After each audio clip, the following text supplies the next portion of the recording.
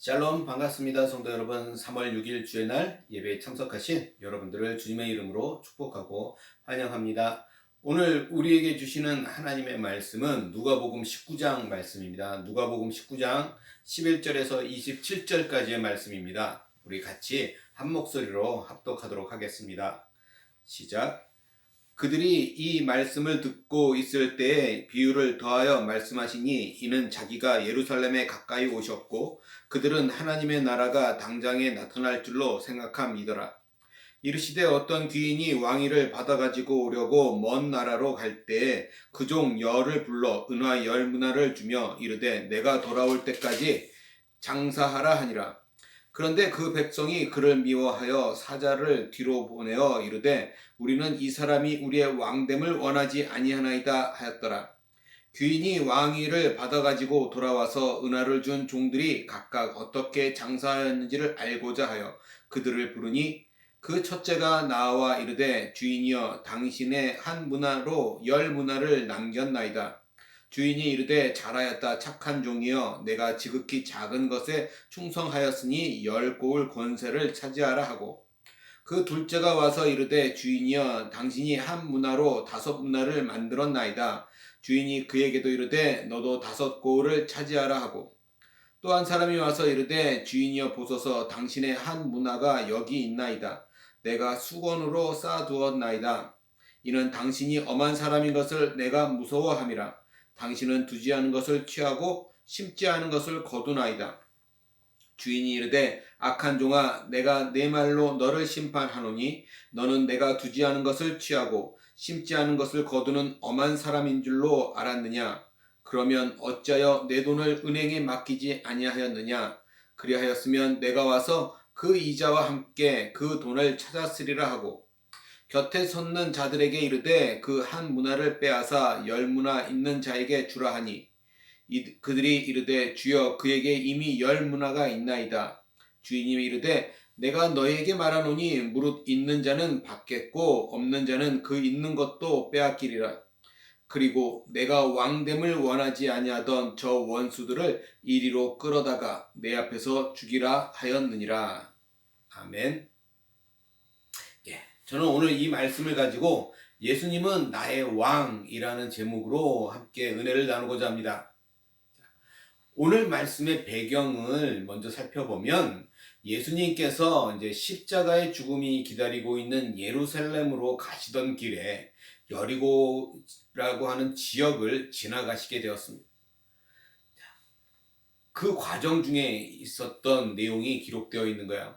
우리는 오늘 읽었던 이 본문 말씀, 보통 이 문화라고 하는 이 문화 비유를 통해서 예수님께서 재림하실 때, 그때 심판이라고 하는 측면에서 볼 때 완성된 하나님의 나라에서 구원받은 사람들의 상급의 차이는, 그죠? 이 땅에서 주님께서 맡기신 사명을 어떻게 감당했느냐에 따라서 다르다라는 것을 오늘 본문을 통해서 알 수 있어요. 그죠?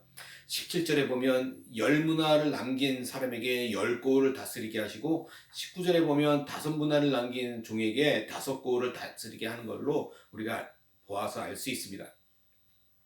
그런데 과연 오늘 우리가 읽은 본문이 그저 이 천국의 상급만을 다루고 있는 본문일까 하는 것이죠. 그래서 오늘은 그것보다는 좀 더 깊이 살펴보려고 이 말씀을 준비했습니다.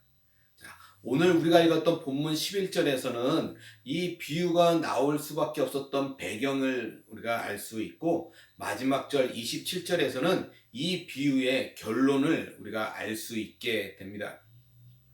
자, 우리가 17절 말씀, 11절 말씀을 같이 한번 볼까요? 이렇게 기록하고 있죠.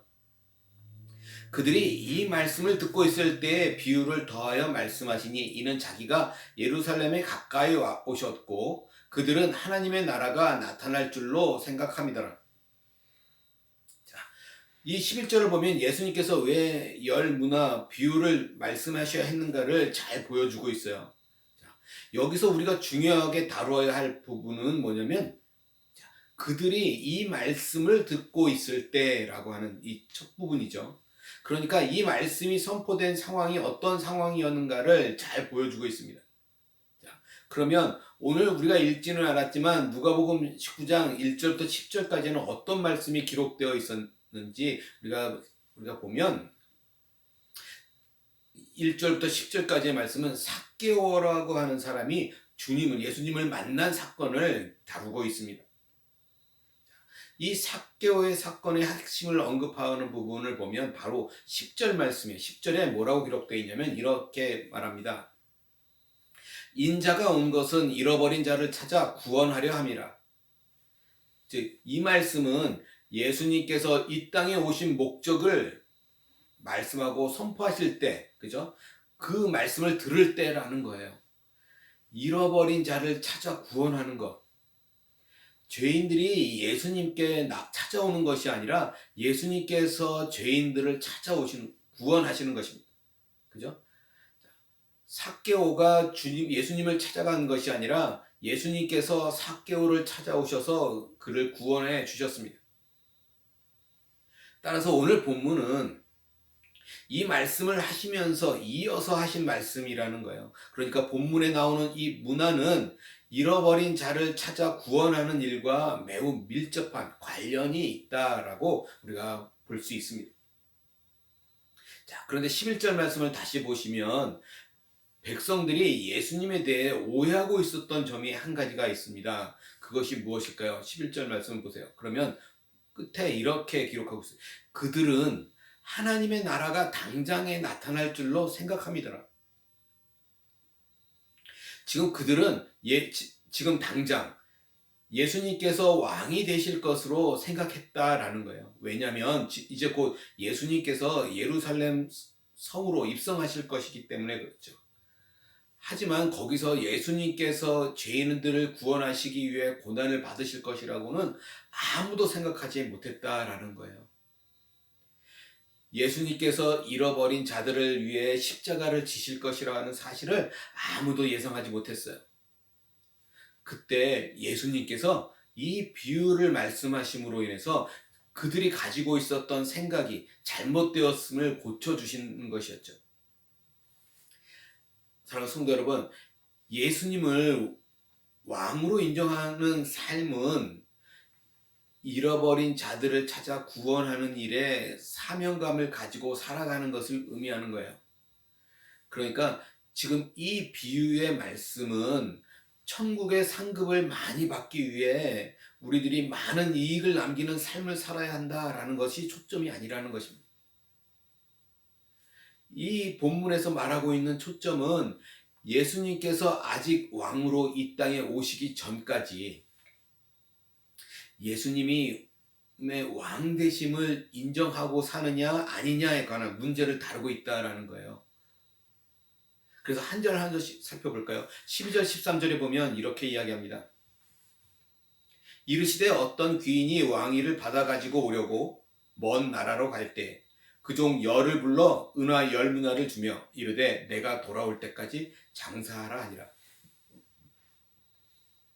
가장 먼저 하나님의 나라는 당장에 임하지 않았다는 것을 보여줍니다. 그죠? 어떤 귀인이라고 나와요. 이 사람은 지금 예수님을 상징하고 있는 거예요.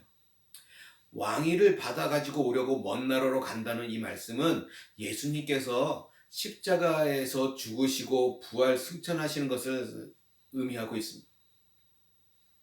예수님께서 부활하시고 승천하셔서 하나님의 보좌 우편에 앉아 계신 목적은 우리의 왕이 되시기 위함이에요. 그렇죠? 그때 그 종 열을 불러서 은화 열문화를 주면서 내가 돌아올 때까지 장사하라고 하신 것은 지금 그 종들에게 사명을 맡겨주신 것을 의미합니다. 한 사람에게 한 문화씩을 주셨어요.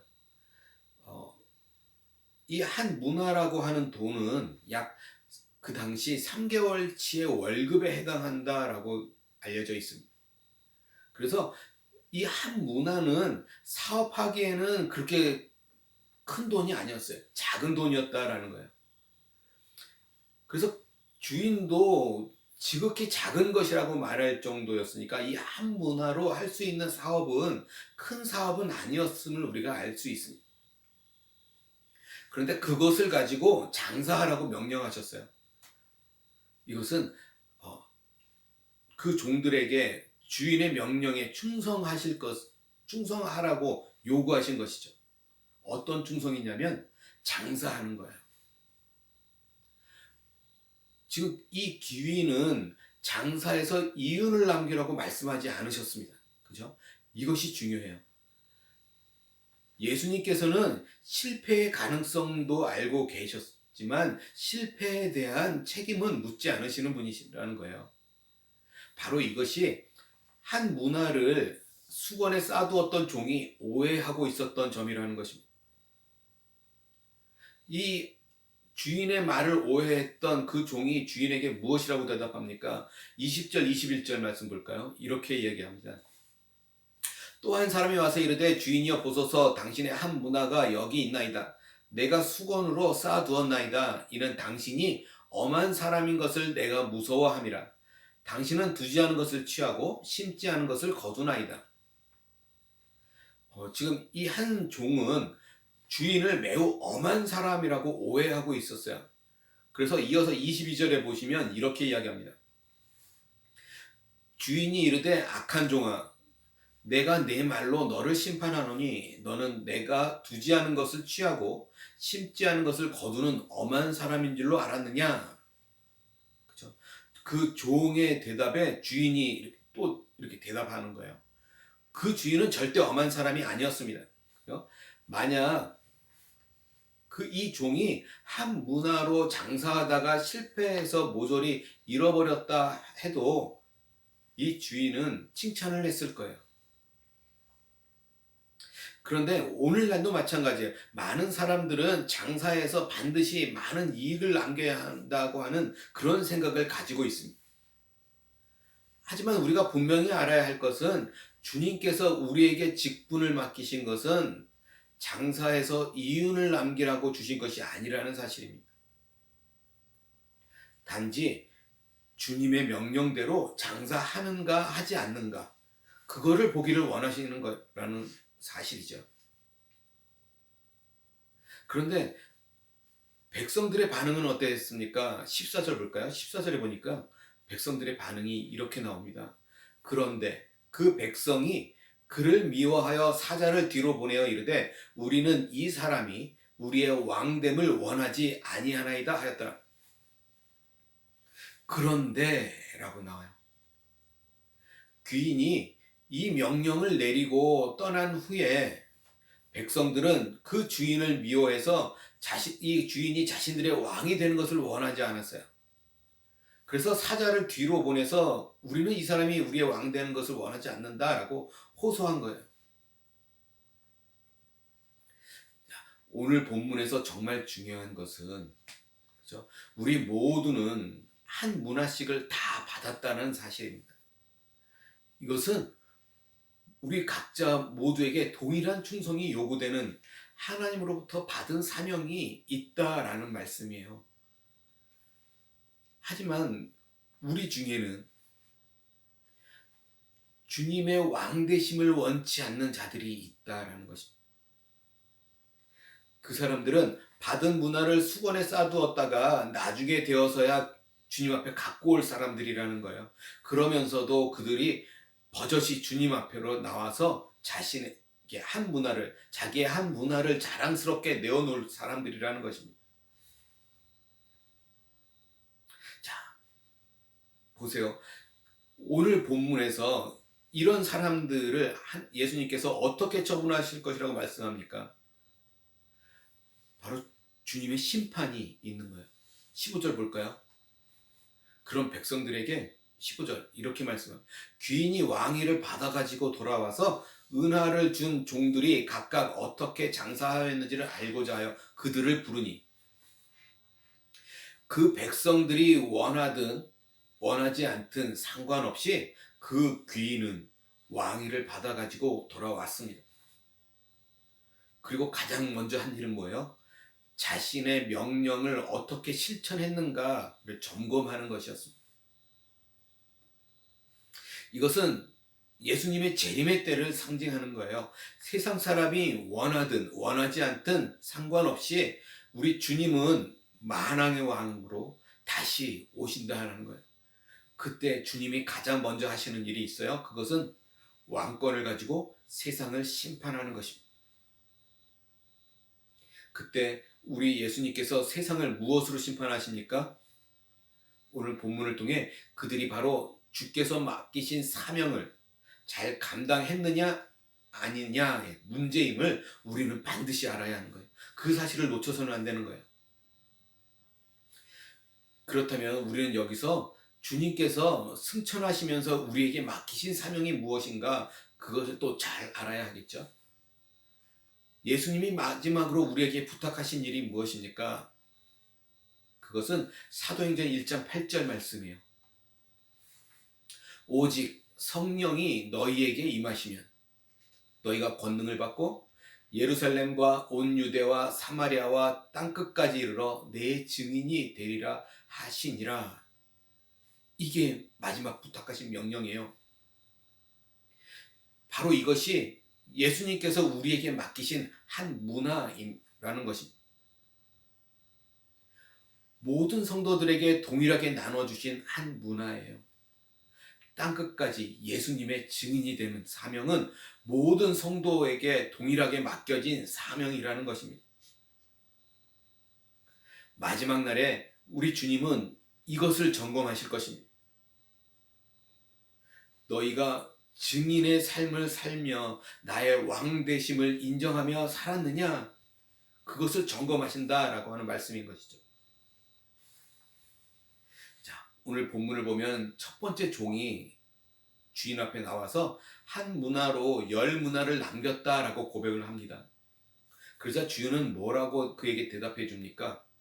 가장 먼저 주인은 그 종에게 잘했다라고 칭찬하고 있어요. 그 종이 정말 큰 일을 해냈기 때문에 잘했다고 칭찬하고 있을까요? 그것은 아닙니다. 본문을 보시면 내가 지극히 작은 것에 충성하였기 때문이라고 말씀하고 있어요. 그리고 이러한 칭찬은 한 문화로 5문화를 남긴 종에게도 동일하게 적용되고 있습니다. 그죠? 10문화를 남겼건 5문화를 남겼건 예수님 앞에 똑같은 칭찬을 받았다라는 거예요. 그런데 20절 마지막 이 한 종을 볼까요? 이렇게 얘기합니다. 또 한 사람이 와서 이르되 주인이여 보소서, 당신의 한 문화가 여기 있나이다. 내가 수건으로 쌓아두었나이다. 이 사람은 주인이 맡긴 사명을 감당하지 않았던 악한 종입니다. 그는 자기의 사명을 수건으로 쌓아두었던 사람이에요. 예수님께서 재림하셨을 때에는 바로 그것을 열어서 이제 보여드리고 있는 거예요. 이것이 무엇을 의미합니까? 이 말씀은 지금은 쌓아두었다가 그때 가서야 내어놓겠다라는 거예요. 다시 쉽게 얘기하면 지금은 내가 왕이라는 말이에요. 그래서 지금은 내 마음대로, 내 생각대로 하겠다라는 말입니다. 그리고 그때 가서 당신이 왕이십니다 라고 고백하는 것과 같다라는 것입니다. 이것은 대충 버림받지 않을 정도만 믿겠다고 하는 자세를 의미하고 있는 거예요. 마지막 때에 가서 주님은 나의 왕이라고 고백하면 되지 않느냐? 지푸라기 신앙이라도 부끄러운 구원이라도 그때 받으면 되지 않겠느냐 하고 있는 그런 생각이라는 것입니다. 혹 우리 중에도 그런 생각을 가지고 있는 분이 계십니까? 그렇다면 27절 말씀을 보세요. 27절에 뭐라고 말씀하시는지. 그리고 내가 왕됨을 원하지 아니하던 저 원수들을 이리로 끌어다가 내 앞에서 죽이라 하였느니. 27절 이 말씀을 잘 보시면 내가 왕됨을 원하지 아니하던, 그죠? 내가 왕됨을 원치 아니하는 이런 현재가 아니라 원치 아니하던 이라고 해서 과거의 삶을 이야기하고 있어요. 그죠? 우리가 조금 전에 봤던 20절에 그 악한 종도 주님 앞에서 주님이라고 고백하고 있음을 볼 수 있습니다. 그러면서 마지막 때에 가서야 주님을 나의 주님이라고 고백하는 것은 지금 아무런 의미가 없다라는 것을 보여주고 있는 거예요. 중요한 것은 현재라는 것입니다. 바로 지금 예수님은 나의 주님이시고 나의 왕이십니다 라고 하는 고백하는 그 삶이 중요하다라는 말씀입니다. 많은 사람들이 오직 믿음으로 구원받기 때문에 삶은 엉망이라도 괜찮다라고 생각합니다. 오히려 삶이 엉망인 것은 우리가 죄성을 아직 가지고 있기 때문에 당연한 것이라고까지 말하기도 해요. 하지만 오늘 성경은 무엇라고 말씀합니까? 나의 왕됨을 원하지 아니하던 저 원수들을 이리로 끌어다가 내 앞에서 죽이라고 합니다. 성도 여러분, 하나님께서는 이런 엉망인 삶은 바로 예수님의 왕되심을 인정하지 않는 삶으로 간주하십니다. 그렇게 지금 오늘 이 자리에서 내 삶의 주도권을 주님 앞에 내어드리시기 바랍니다. 지금 이 자리에서 예수님께서 나의 왕 되심을 고백하시기 바랍니다. 그래서 마지막 날 주님이 다시 오시는 그날 잘하였다 착한 종아 내가 작은 일에 충성하였다라고 하는 예수님의 칭찬과 인정을 받으시는 저와 여러분들 우리의 삶이 되시기를 주님의 이름으로 간절히 소원합니다. 지금이 중요해요. 과거에 어찌 살았든 과거에 내가 믿음이 좋았든 믿음이 없었든 그것은 보시는 중요한 것이 아닙니다. 지금 내가 예수님이 나의 왕 되신지를 왕으로 모시고 살고 있는지 그것들을 우리가 한번 점검해보는 오늘 이 시간이 되시기를 다시 한번 주님의 이름으로 간절히 소원합니다. 기도하겠습니다. 사랑과 은혜가 많으신 하나님, 주님이 나의 왕 되십니다. 예수님이 나의 왕 되십니다. 내 삶의 주도권, 나의 삶의 주권 주님 앞에 내어드리기를 원합니다.